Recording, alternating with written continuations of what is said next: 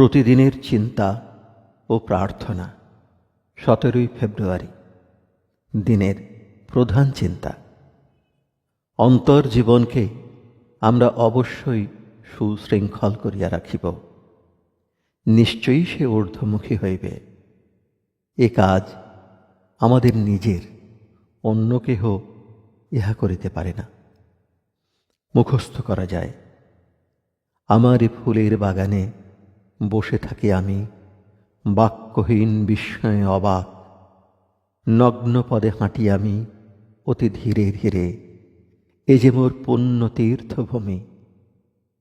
উপদেশ: মানুষ যদি তাহার চিন্তাধারা বা অনুভূতিকে অগ্রাহ্য করিয়া চলে, তবে সে হঠাৎ একদিন আধ্যাত্মিক জীবনের আশীর্বাদ লাভ করিতে পারে না।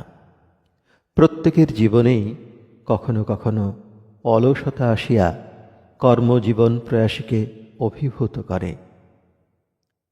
তবু সাহসের সঙ্গে সেজন চেষ্টা করিয়া নিজেকে উপরে তুলিয়া লয়, সে চেষ্টায় জয়ী হয়।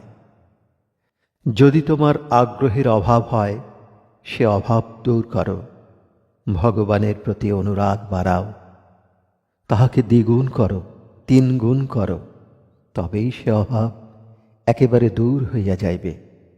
সেই পরম দেবতা তো কখনো দূরে থাকেন না, আমরাই আমাদের মন হইতে তাহাকে দূরে সরাইয়া রাখি। আবার আমরাই সরল বিশ্বাসে, পবিত্রতা ও অনুরাগের জোরে তাহাকে কাছে টানিয়া আনি।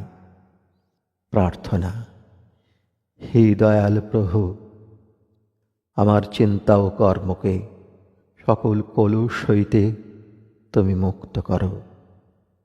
তারা যেন প্রতি পদক্ষেপে তোমারই সত্যকে প্রকাশ করিতে পারে।